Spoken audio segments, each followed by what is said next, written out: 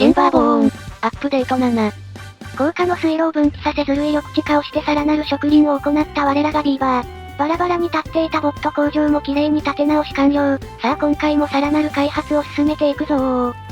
まずはここが緑地化できてなくて気になったのでこれに着手。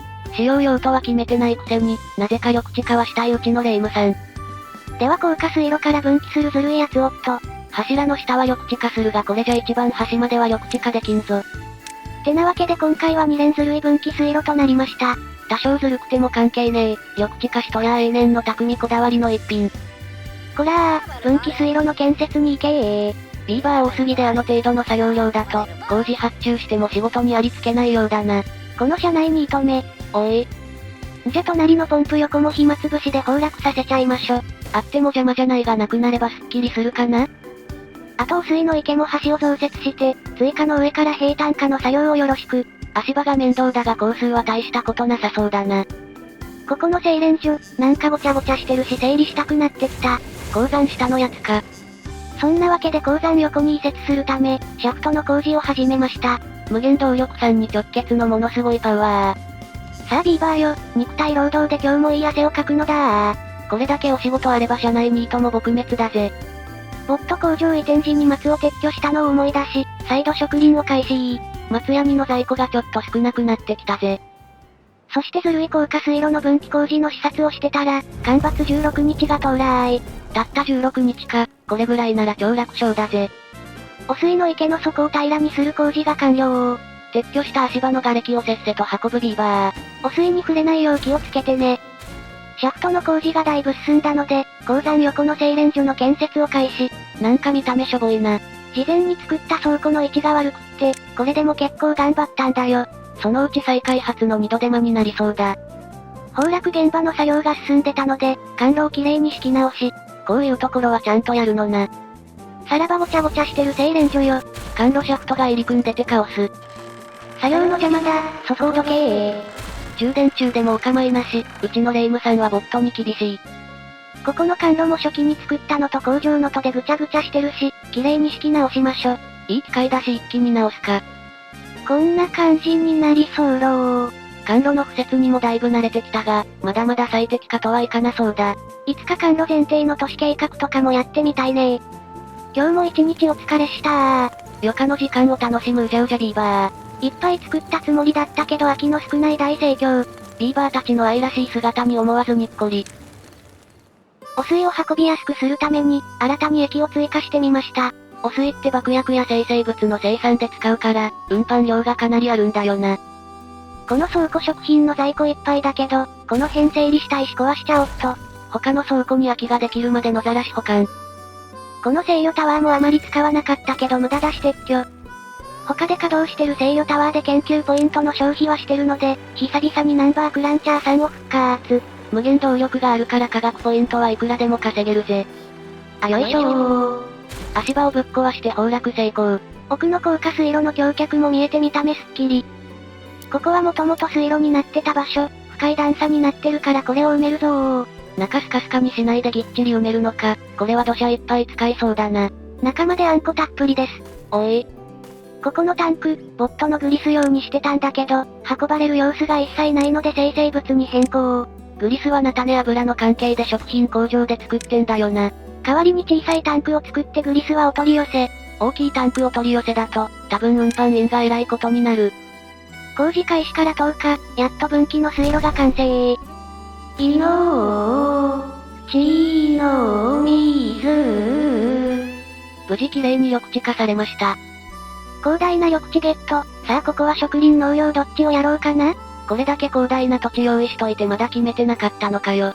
食料も丸太もすでにそれなりの量を育ててますし。ちょっと緑地欲しいだけならこうやって橋脚に持って階層化するだけでもなんとでも。ああ、今のでひらめいた。何やら思いついた模様。新たな階層で植林とかするよりも、この建設作業員の小屋を一箇所にまとめよう。うわちょうどうでもいい系の工事をする気だ。こんな感じで橋脚部分に出っ張るように地形ブロックを飛び出させ、突出部を並べます。そうしてその並べた突出部の上にさらに突出部をビャーってします。この方法だとサクッと上の階層が作れていいな。資材かなり使うことにはなりそうだが。それではビーバー建設株式会社、本社ビル建設開始だいやそうはならねえだろ。スカいつの間に株式発行してんだよ。なお、配当は倉庫に余ってるベリーです。悲しい不人気食品。てか記念碑が多すぎで資材がやばそうだな。まあなんとかなるっしょ。適当だな。初期から使ってる川の水位を湖の水位と同じにして、水位を均一にしようと工事を開始。面倒くさがって放置してた昔の掘削機の掘った穴、やっと埋める気になったか。ボットの部品工場を増やした影響か、少しボットが増えてきたのでとりあえず運搬員に。組み立て場は増やしてないが、作業効率が上がったのかもしれん。新社屋が完成してきたので建設担当は移動をお願いしまーす。朝起きたら職場がない、この村のビーバーあるある。間違えて跡地に出社しないでね。そして翌朝、元職場の瓦礫をせっせと運ぶビーバー。この瓦礫は本社のモニュメントに再利用だ。干ばつたった16日なのに、8日過ぎた状態でこの貯水量の減りっぷり。あれ？意外とこの町水やばくないか？自動給水ポンプで汲んでる水が貯水庫まで循環してない。水路で全部蒸発しちまったか？干ばつが最短の3日できて貯水できなかったのも原因だけど、これは今後要注意観察しなきゃ。だな。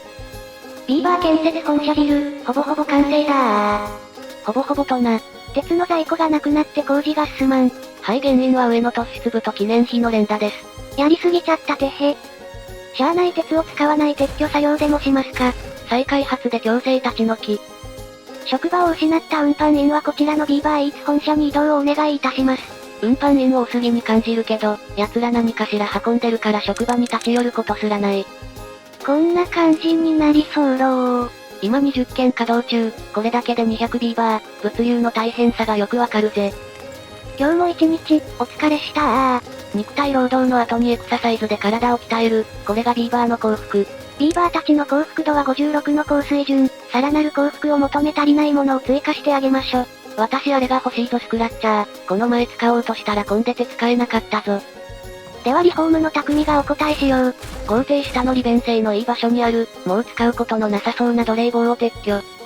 スクラッチャーを、ずらー。自称リフォームの匠、見た目を気にしないズラー建設。幸福度上がる装飾は上にあるからこれで十分なんだよ。それもそうか。近くで便利だけど稼働してない食品工場もリフォーム。巨大食品工場未だにフル稼働してなくても食料余ってるぜ。景観の装飾は足りてるけどビーバーの尻尾の装飾は足りてない。ここで思う存分私の顔を刻むがいい。普通の模様は使わせない。うちのレイムさんは承認欲求の化け物。ビーバーも幸せ私も幸せ。みんなハッピー。ポジティブ。そういえば緑地化したのに放置したままだった。脱線し他のことしてうっかり忘れかけるビーバーの食料は余裕あるし、甘露を駆使した植林場でも試しに建設してみましょ。甘露は高架で構築。こうやって突出部で分岐したい方向に橋脚を一マス飛び出すようにしてさらに突出部がおすすめ。こうすることで柱を少なくできるから使える範囲が増えるし、見た目もスッキリするぜ。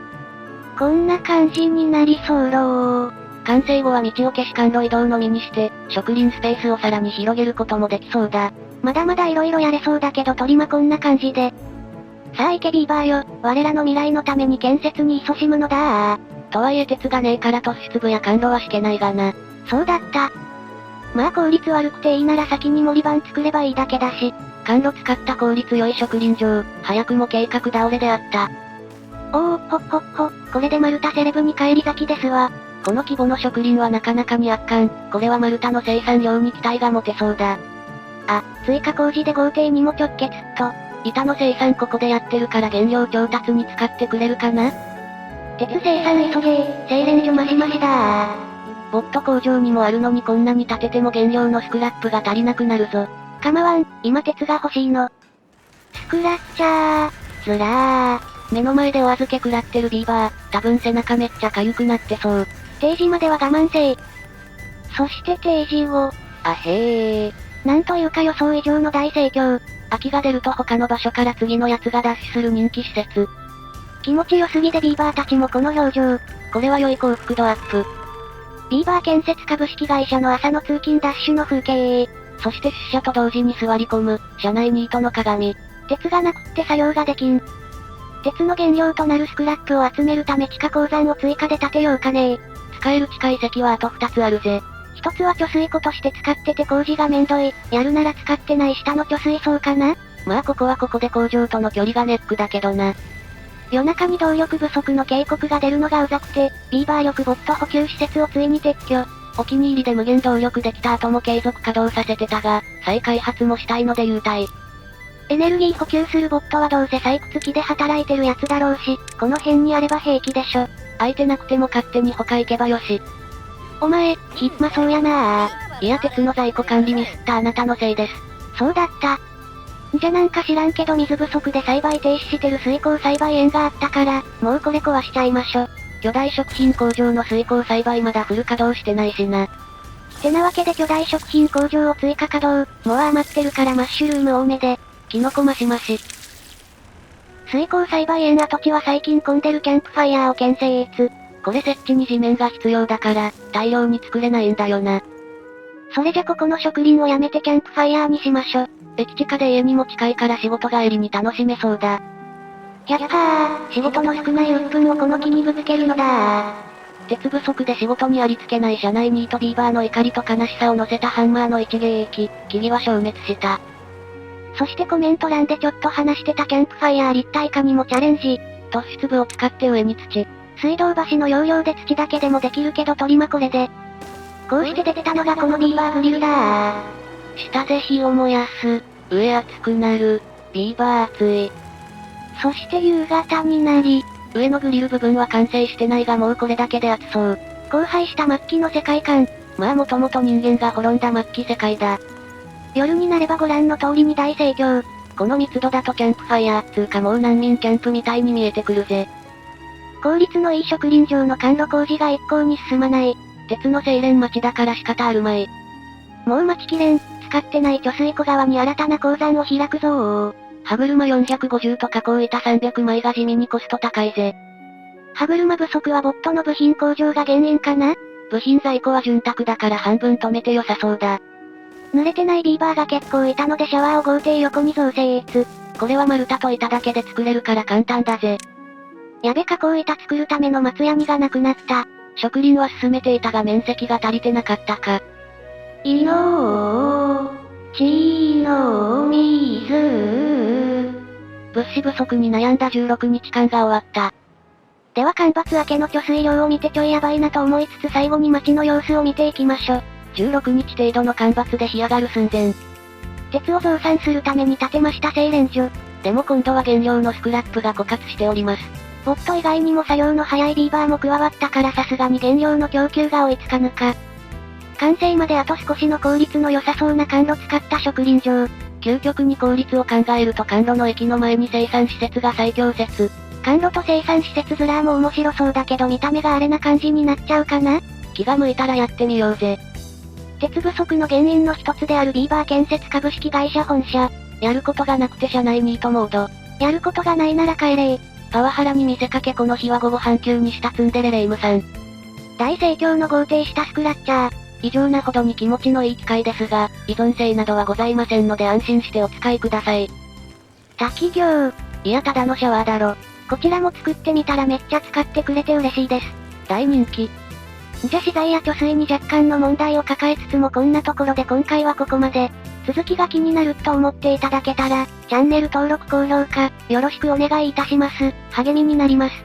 阪急で娯楽を楽しむビーバーが可愛いと思った方も、チャンネル登録してくれてもいいんだぜ。ではまたお会いできることを願って。じゃ、またねー。